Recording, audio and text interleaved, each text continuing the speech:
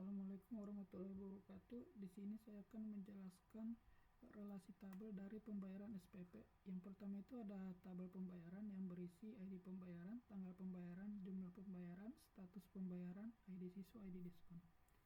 Kedua itu ada tabel detail pembayaran yang juga berisi ID detail pembayaran, metode pembayaran, ID pembayaran, ID admin, ID tagihan. Selanjutnya juga ada tabel siswa yang berisikan ID siswa, NISN, NIS, nama siswa, kelas, tanggal lahir, alamat, nama orang tua siswa, beasiswa. Selanjutnya ada tabel diskon, ID diskon, jenis diskon, jumlah diskon, dan selanjutnya ada tabel admin yang berisikan ID admin, nama admin, email admin, alamat admin. Dan yang terakhir itu ada tabel tagihan yang berisikan ID tagihan, periode tagihan, total tagihan, status tagihan, tanggal jatuh tempo. Yang pertama itu saya akan menjelaskan di ID pembayaran kenapa saya menggunakan varchar. Jadi varchar itu cocok digunakan untuk dengan format seperti ini karena menggunakan angka panjang 20 karakter juga cukup untuk mendukung ID unik. Selanjutnya itu ada tanggal pembayaran. Kolom ini juga menyimpan data. Tipe D cocok karena memastikan format tanggal selalu valid dan mendukung operasi tanggal seperti perbandingan atau perhitungan selisih. Dan yang selanjutnya itu ada jumlah pembayaran. Di sini saya menggunakan desimal, itu untuk memastikan akurasi dalam operasi aritmatika. Selanjutnya itu ada status pembayaran. Kolom ini juga menyimpan status pembayaran seperti lunas atau belum lunas. Varchar dipilih untuk menyimpan teks yang pendek. Selanjutnya itu ada ID siswa integer. Itu juga menyimpan berupa kunci asing yang terhubung ke tabel siswa. Integer digunakan karena ID siswa biasanya berupa angka unik.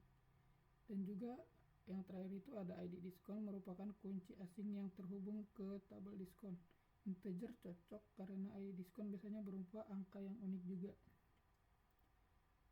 Selanjutnya itu saya akan menjelaskan tabel siswa. ID siswa itu integer.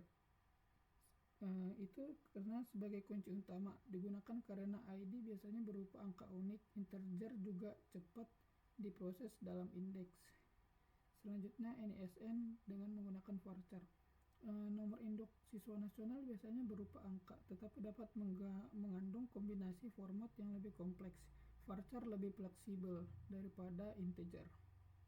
Yang ketiga itu ada NIS. Sama seperti NISN, NIS sering kali berupa kombinasi angka atau karakter. Selanjutnya ada nama siswa. Itu juga menggunakan varchar, biasanya berupa teks pendek. Varchar karena varchar fleksibel untuk berbagai panjang nama. Selanjutnya itu ada kelas, juga menggunakan varchar. Data kelas juga biasanya seperti 10A atau 11B, membutuhkan kombinasi angka dan huruf. Varchar juga sangat cocok untuk data seperti ini. Selanjutnya itu ada tanggal lahir, juga menggunakan varchar. Tipe ini sebenarnya kurang optimal untuk tanggal. Memang sebaiknya ini untuk digantikan date karena mendukung validasi dan operasi terkait tanggal. Selanjutnya itu ada varchar alamat. Di sini saya menggunakan varchar. Alamat siswa biasanya berupa teks panjang. Varchar dipilih karena mendukung panjang variabel tanpa membuang ruang. Selanjutnya nama orang tua siswa. Alasannya itu karena nama orang tua bersifat teks pendek sehingga varchar cukup untuk menyimpan data. Selanjutnya itu ada beasiswa. Informasi beasiswa berupa teks pendek, lebih fleksibel dibanding tipe data lain. Selanjutnya itu saya akan menjelaskan tabel diskon.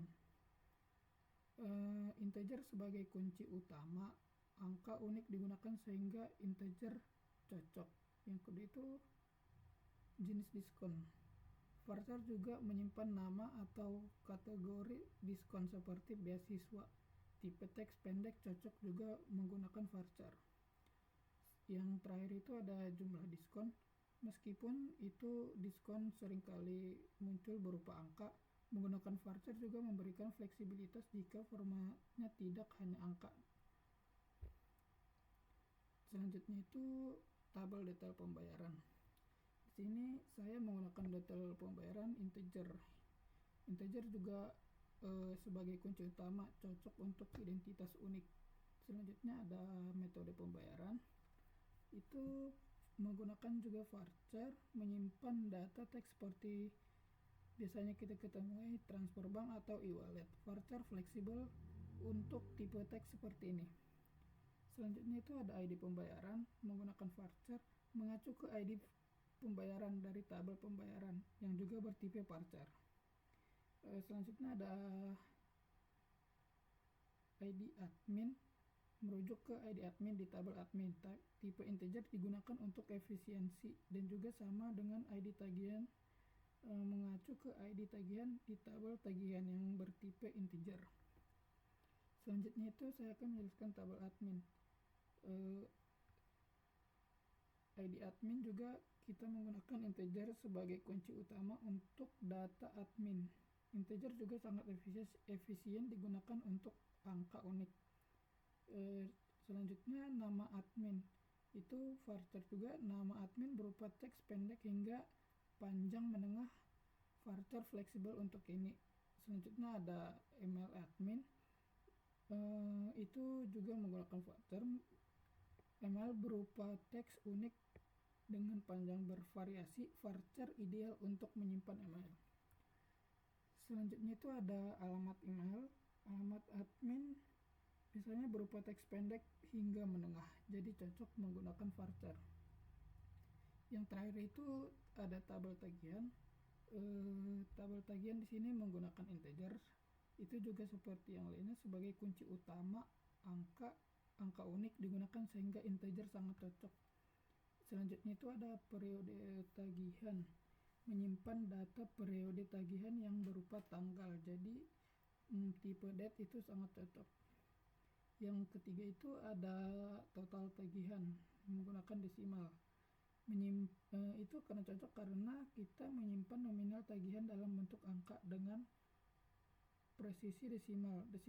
Makanya desimal digunakan untuk memastikan akurasi. Selanjutnya itu ada status tagihan. Itu status tagihan menggunakan date. Status tagihan mungkin berupa tanggal pelunasan jika menyimpan status lain. Mungkin lebih cocok ke varchar. Yang terakhir itu ada tanggal jatuh tempo. Varchar sebenarnya kurang optimal, jadi kita bakal menggantinya ke date. Jadi date sangat cocok sehingga mendukung validasi tanggal dan operasi terkait waktu.